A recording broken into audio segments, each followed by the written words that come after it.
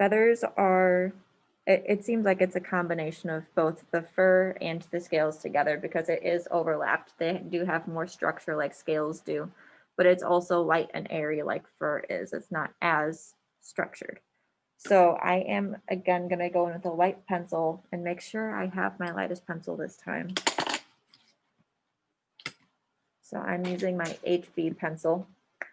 I'm going to go in and I'm going to get the structure just like I did for my scales, except I'm going to freehand this one. It's like a petal structure for this drawing.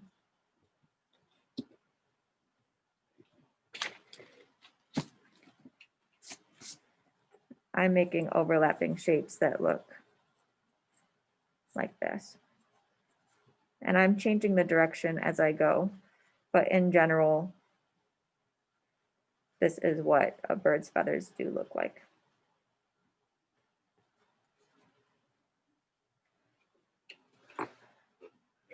So I'm going to go in like I did for the scales, and I'm going to add shaded areas in the area where it's overlapping.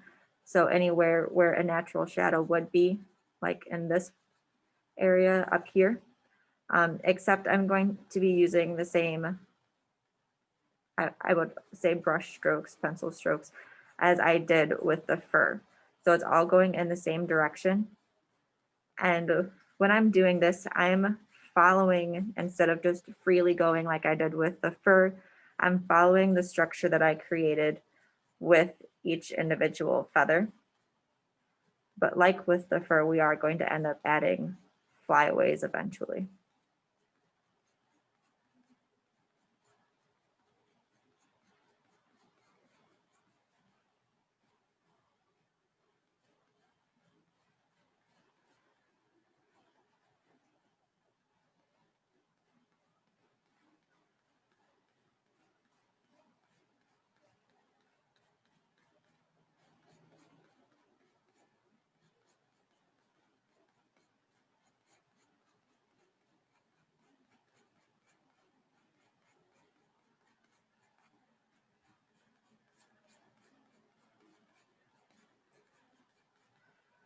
So like with the fur, I'm going to go in and ruin my sweatshirt even more by brushing out and blending the areas. And I'm following the same direction that the petal would go in. And then I'm going to go back in with my light pencil and I'm going to begin to define the area again. Blending it out just helps create value and depth. That's what I'm looking for. It creates depth in your drawing. I'm going to go back in, and because these are feathers, I'm going to redefine the feather formation.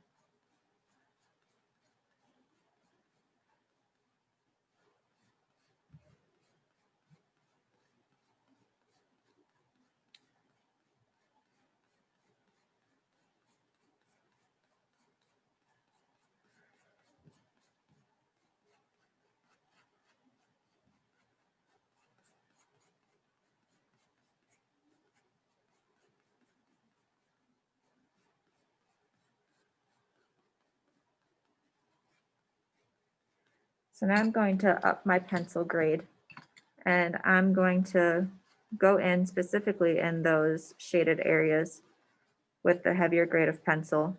And I'm going to make pencil strokes all in the direction of the feather. And then I am going to end up adding a few more flyaways. When I'm doing this, I am using heavier pressure than I was before.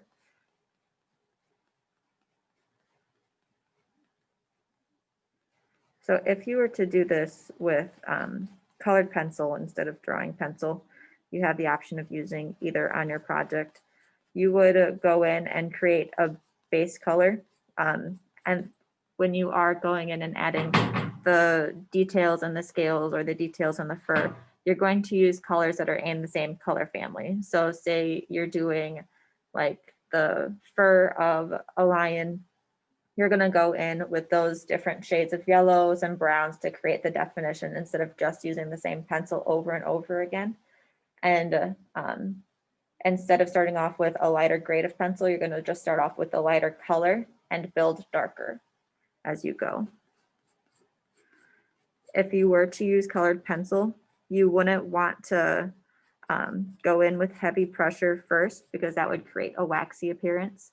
And it's the same thing where you don't want to use insanely heavy pressure with pencil because it would create a glossy appearance.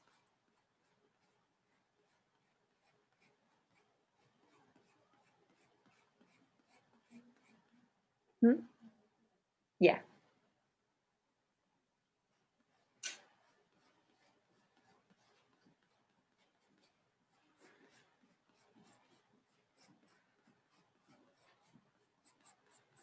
Okay.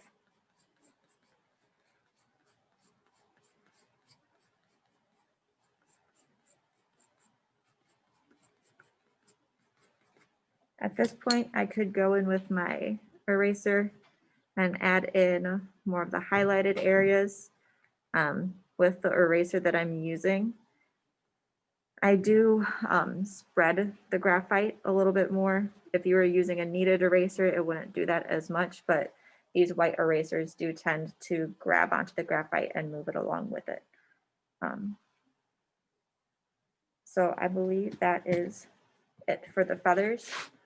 So